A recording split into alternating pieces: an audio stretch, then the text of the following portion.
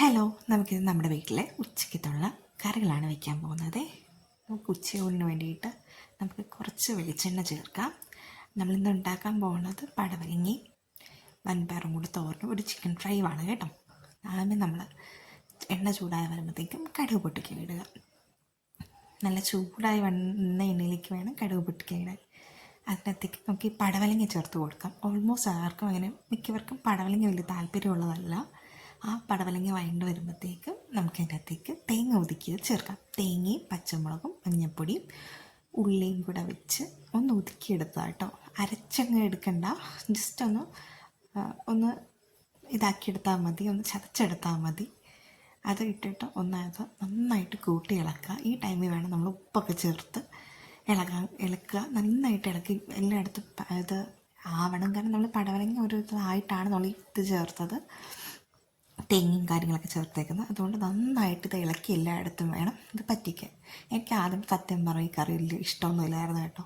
പക്ഷേ കൂട്ടി കഴിച്ചും ചോറിൻ്റെ കൂടെ കഴിച്ചും ഇപ്പം എനിക്ക് കറി ഭയങ്കര ഇഷ്ടമാണ് കേട്ടോ.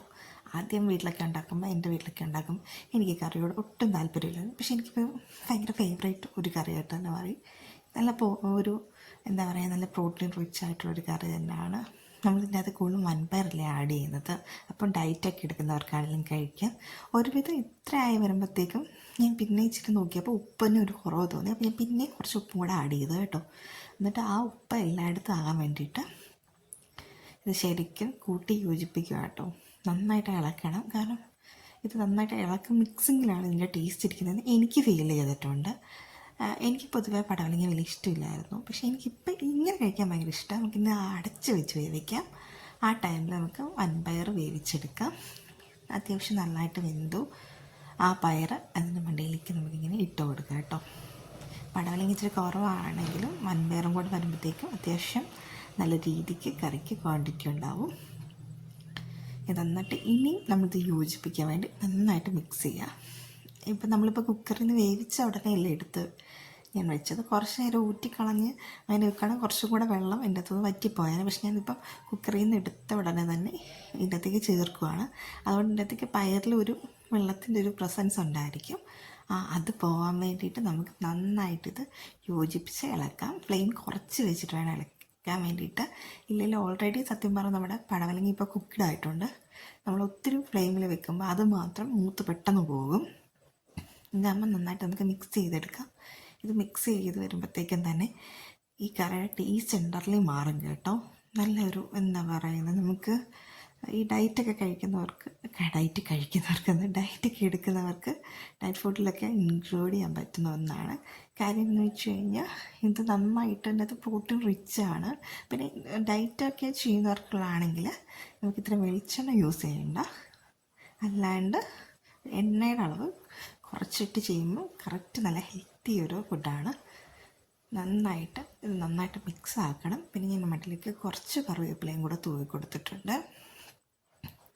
എന്നിട്ട് പിന്നെ ഈ മിക്സിങ് തന്നെയാണ്. നന്നായിട്ട് മിക്സ് ചെയ്ത് എല്ലായിടത്തും ആകുക. ആയിക്കഴിഞ്ഞ് നമുക്ക് പിന്നെ തട്ടിപ്പൊത്തി വെക്കാം, പിന്നെ അടച്ച് വെക്കാം. അടച്ച് വെച്ച് കഴിഞ്ഞ് പെട്ടെന്ന് തന്നെ കറി റെഡി ആവും കേട്ടോ. പെട്ടെന്ന് നമ്മളിപ്പോൾ തന്നെ സർവിങ്ങിലേക്ക് മാറ്റി കഴിഞ്ഞാൽ നല്ലൊരു കറി നമുക്ക് തോരൻ റെഡിയായി.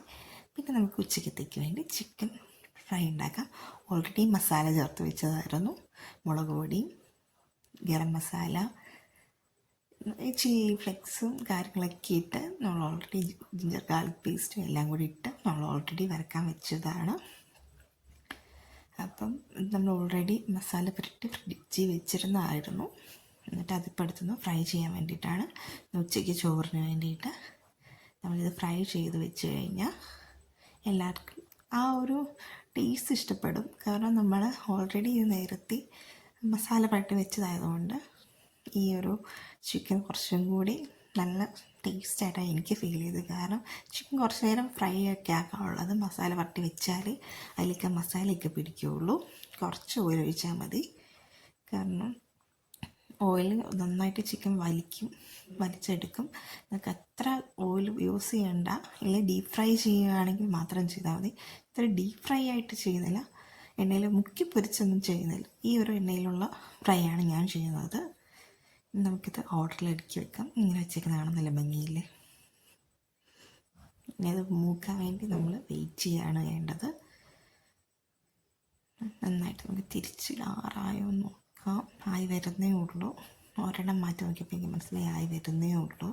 മൂത്ത് തുടങ്ങുന്നതേ ഉള്ളൂ. പിന്നെ തിരിക്കണ്ട. എല്ലാം ഒന്ന് ആയോ എന്നൊക്കെ ചിലതൊക്കെ ചിലപ്പോൾ ആയോ നോക്കാം, അങ്ങോട്ടും ഇങ്ങോട്ടും ഒക്കെ. പിന്നെ ഇതൊരു ആയി വരുമ്പോഴത്തേക്കും നമുക്കതിലേക്ക് കുറച്ച് മുളകും കറിവേപ്പിലേക്ക് ഇട്ട് കൊടുക്കാം. എനിക്ക് ഇതിൻ്റെ അകത്തിട്ടുന്ന പച്ചമുളക് ഭയങ്കര ഇഷ്ടമാണ്. അത് കുട്ടിച്ചോറിന് ഭയങ്കര ഇഷ്ടമാണ്. ആ ഒരു ടേസ്റ്റ് അത് നമ്മൾ ആദ്യമേ ആ പച്ചമുളക് ഇട്ട് കൊടുത്തു കഴിഞ്ഞാൽ ഫുൾ കരിഞ്ഞു പോവും. കാരണം ചിക്കൻ്റെ അത്ര ഒരു ഇതില്ലല്ലോ മുളകിന്. മുളക് നന്നായിട്ട് കരിഞ്ഞു പോവും. പക്ഷേ ഈ ഒരു ടൈമിലായിട്ട് കൊടുക്കുന്നതെങ്കിൽ നല്ല ഇതായിട്ട് നമുക്ക് ആവശ്യത്തിനുള്ള ഇതൊക്കെ ഇട്ട് നമ്മുടെ ചിക്കൻ ഫ്രൈ റെഡിയായി.